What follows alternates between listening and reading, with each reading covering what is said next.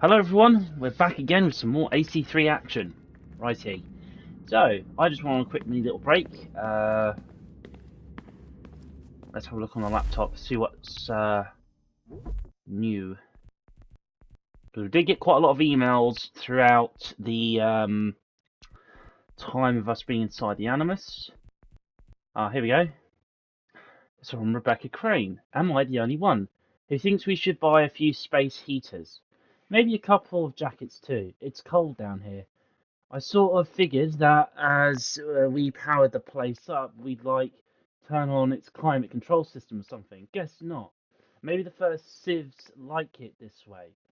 All I know is I don't. So I really don't like for us to pick up some sort of heating solution the next time we head out, please. Sean Hastings. Abstergo is definitely onto us. Most of the power sources that I was tracking are gone. Ooh. Guess they're rushing to snap them up now that they know what we're up to. We've got the other cells scouting for us, running interferences, trying to grab anything they can. It's just hard with our numbers and their resources. Sean's continuing his search for additional power sources. I'm working to coordinate with the other cells, have them doing recon and watching for Abstergo. Rebecca's been monitoring your sessions. I'm hoping to duplicate some of the recordings and send them to other cells for further research. Also hoping there's a way to bypass some of these memories. But synchronization seems to dictate you progress in a chronological order. Hopefully someday we'll have a way to move through memories more quickly. Would certainly save us a lot of time in a situation like this. And then we get this one which says, hurry. Why do you delay? If you do not receive the key in time, all the world will perish, and you with it. Yet you stop to talk or rest. Rest later, when your work is done. If I seem aggressive, if my words feel more imperative than request, it is because I fear that you will not succeed in time, and then all of us are doomed. My father was taken from me by human hands. A war, they called it, for their freedom. They were not even meant to exist. You were not meant to exist. We conjured you, a mistake, an error, that cost us the world. My father would sing to me as a child, soft songs of hope and love, his voice forever stilled when your brutish ancestors took up the axe and club, later turned our own work against us. You might have known what was to come, and averted it, had you not dragged us into war.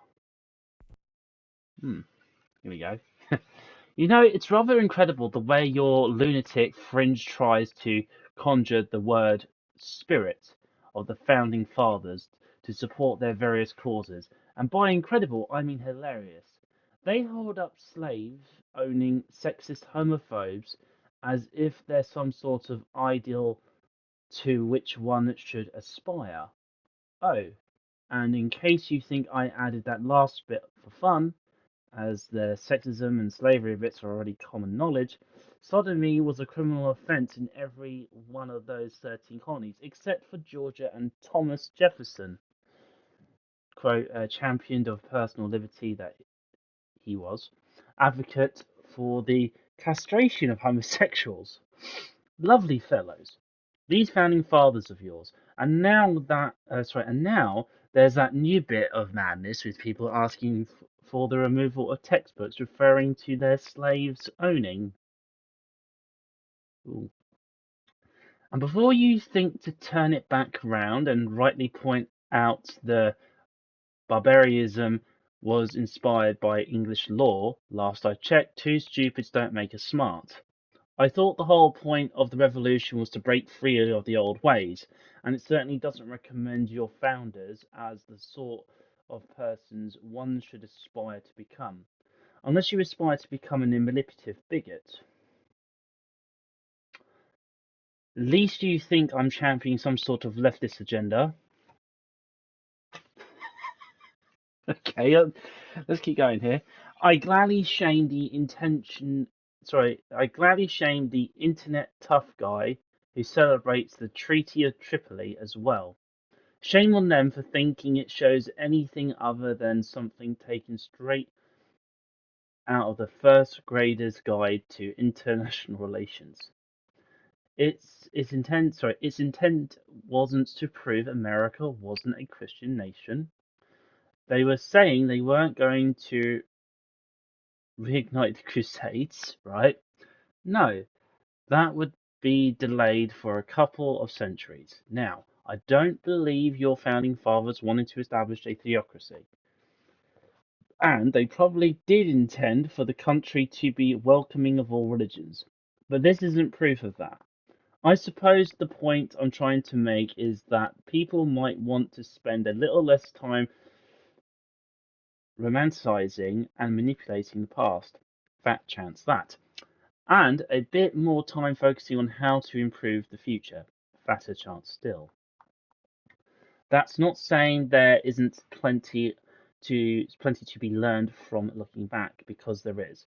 It's just that most of these lessons wind up ignored or perverted these days. At best, it's disingenuous and unproductive. At worst, and often, it's rather dangerous.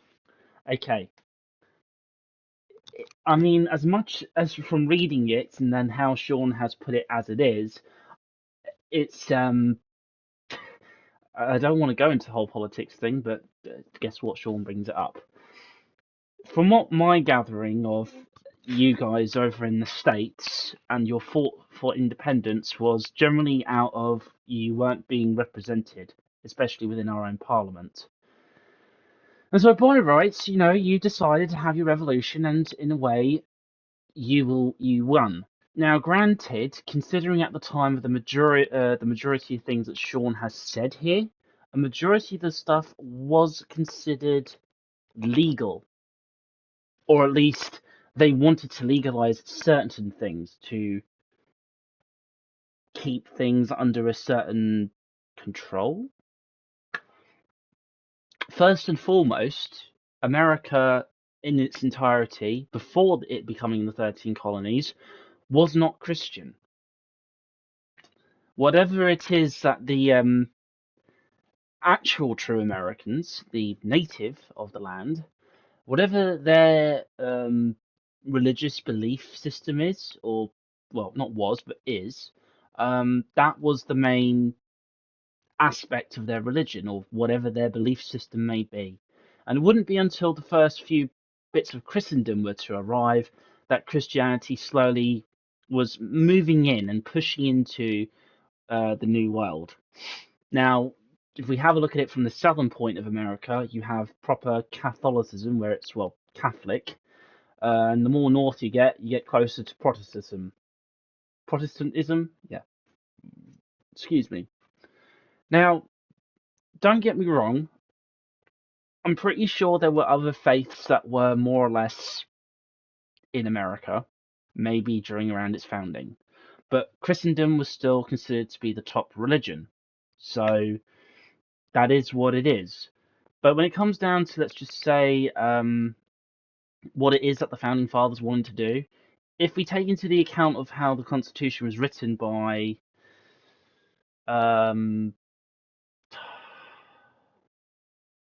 Jefferson, uh, and how he wanted it to be, word for word, then if let's just say if his first original draft was to be not changed in any way, shape, or form, the south side of America would have, and this is North America wise, the southern states wouldn't have helped the northern states because of its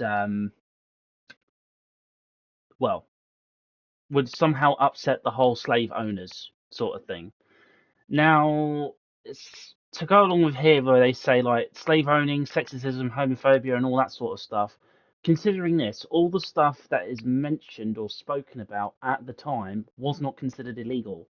Owning a slave in America, or let's say British America at the time, wasn't illegal. Slavery wasn't recognized as an illegal practice. Being sexist towards women I suppose if we time travel back in time and you saw the men treating women the way they were, you'd probably shout out that sexism or that sexist or how dare you do this.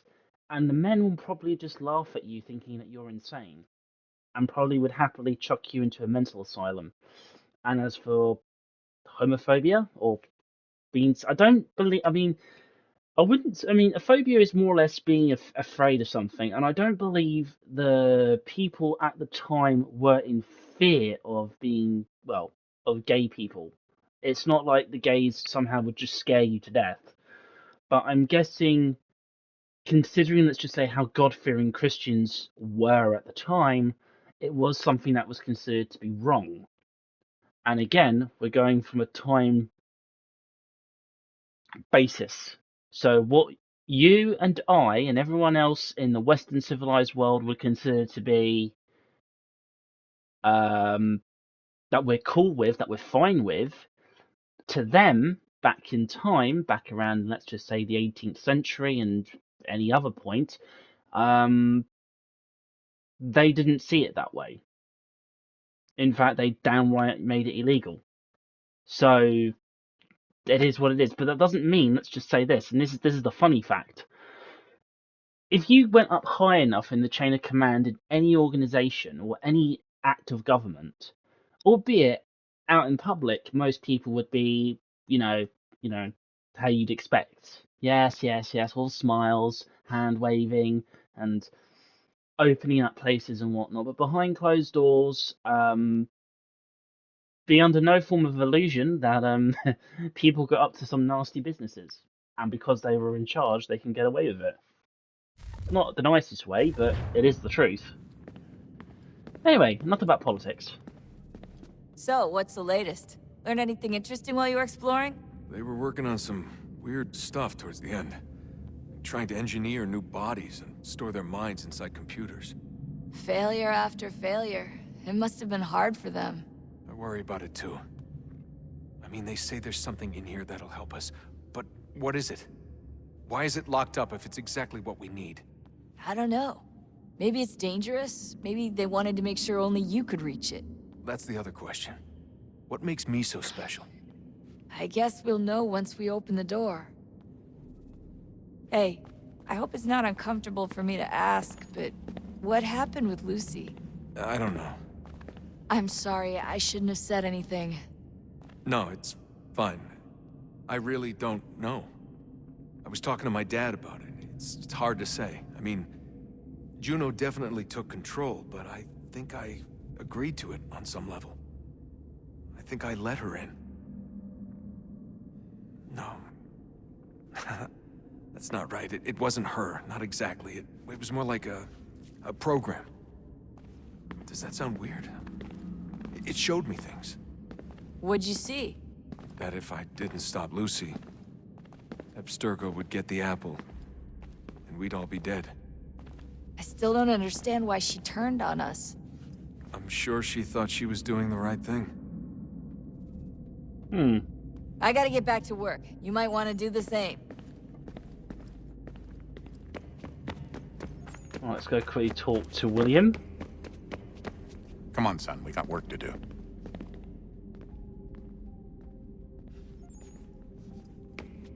Really? Nothing to say? Okay.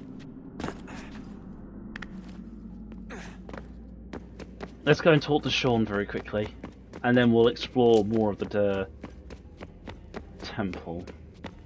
Oh, unbelievable. What's up? Your politicians are constantly referencing the Founding Fathers and insisting they must have been in support of one thing or another. I have never seen such a blatant disregard for history. That's just typical political propaganda. It's also dishonest and delusional.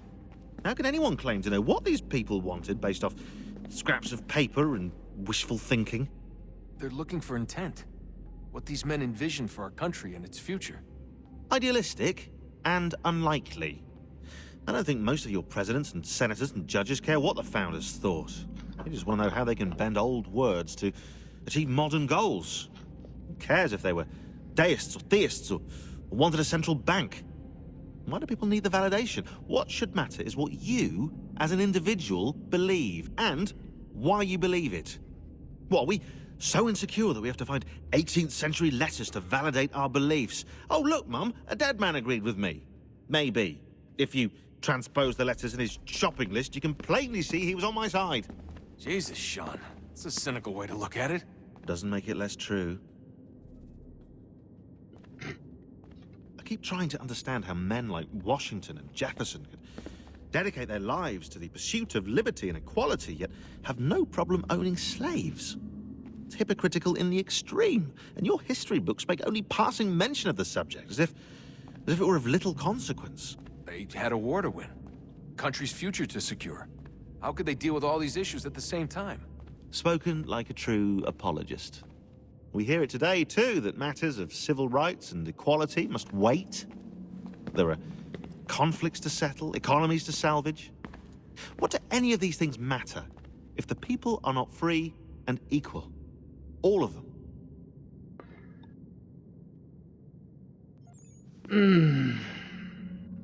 Oh, let's keep going. I wish there was a way for us to share what we learn from the Animus with others. Imagine being able to accurately answer questions about the past, or experience lost civilizations. But how would you cite it? We can't just reveal the machine's existence to the world. Why not? Desmond's right. It would be dangerous. And we still haven't found a way to manage the bleeding effect. Maybe when we're done saving the world, we can look into it. Even if we do manage to stave off the apocalypse, it's not like the Templars are simply going to disappear. I suspect our fight will continue long after this latest battle is finished. Oh, look at the time. Oh, doesn't time fly? Look, I think it's best we get you back in the Animus, Alright. I take the hint, Sean. Juno's up there, so we need to get to her.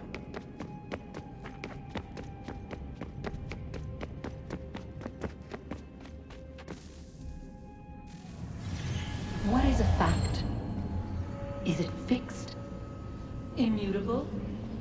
Certain in its existence and only awaiting discovery? Or might it be changed? Here we learned the answer, and thought that it might save us. They were used to command, to control, to own. But we soon discovered another use. When enough sat in thrall and were told to believe, their thoughts took on form. What was imagined became real. If 100 minds could wish away a wall or create a tree, what might 1,000 do? 10,000? More? Might we change the consensus and will the threat away?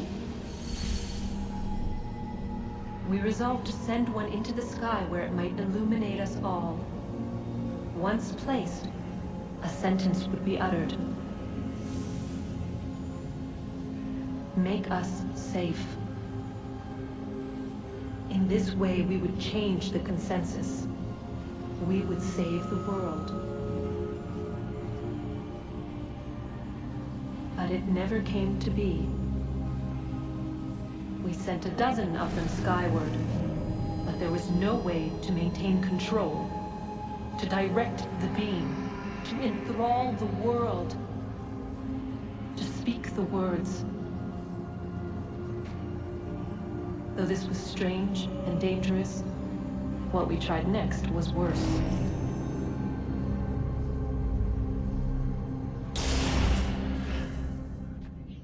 And here's one other thing. Just with what she just showed us here, without sending pieces of Eden skyward. This was the case. They did do this. So this would mean that one of the pieces of Eden that they found on the moon, potentially, when they launched one, maybe dozens, after, let's just say, the cataclysm, it probably scattered those other pieces of Eden out into space. However, for the one that landed on the moon, well, Abstergo found that one, didn't they? So,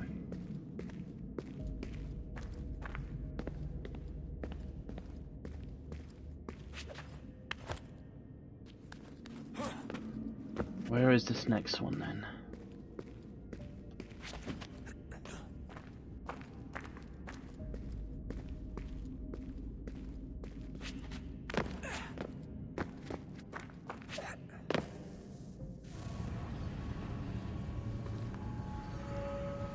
Our first instinct was to travel back, to change the past. But we could not find a way. But forward, we could look forward. And so here we sought to see beyond ourselves and know what was to come.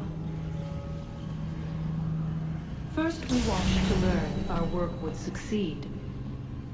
But the answer was always the same.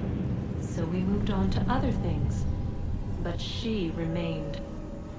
The one you call Minerva. In time, she too stopped looking, and instead began to speak.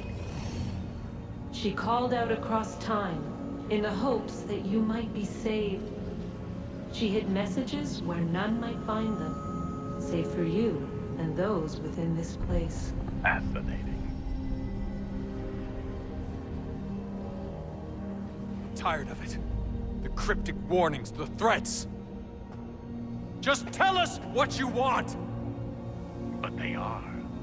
We saw the Nephilim there. We seemed like grasshoppers in our own eyes, and we looked the same to them. Imagine trying to explain all this to a 2-year-old, to a grasshopper. When they said the will of the gods was unknowable, they meant it. Literally. I killed her, you know. I killed Lucy. It was the apple, son. It was Juno. I saw what she was. What would happen if I let her live? I could have stopped myself. I mean, there was a force there. But I didn't have to. I chose to. Desmond. Lucy was going to betray us and take the apple back to Abstergo. I saw the satellite launched. I saw them turn it on, and then... it failed. Whatever's on the other side of that door, it benefits Juno. We need to be careful. How true it is.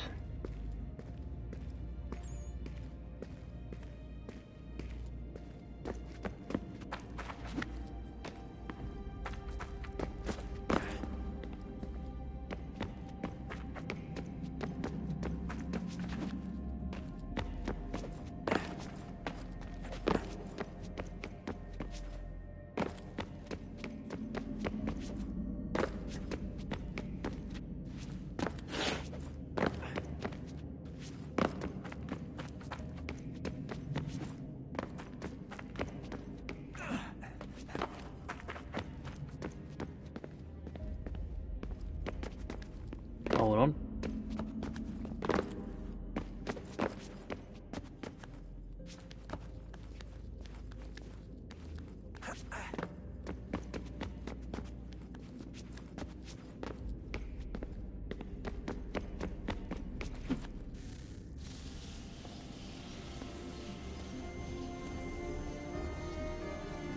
All right.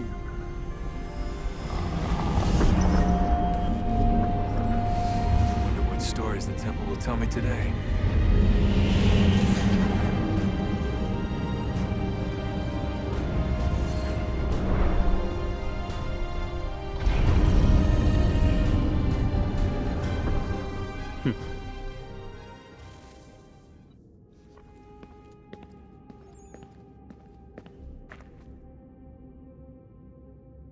Until we get another battery, we're not going to be going over to see this next one. Oh. I'm telling you, there's something down here. Don't be daft. I don't know, maybe they were sleeping or something and we woke them. Some kind of cryogenics? Or hibernation? I mean, how do we know what the hell they were doing down here? They were working on a bunch of different solutions, but nothing worked. Just went from one to the next, and then... I don't know. They must have left at some point. After the end.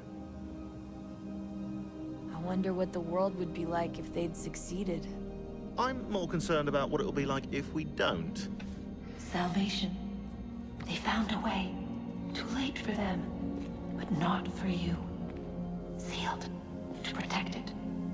Though now it bars your way. Find the key. The past will tell.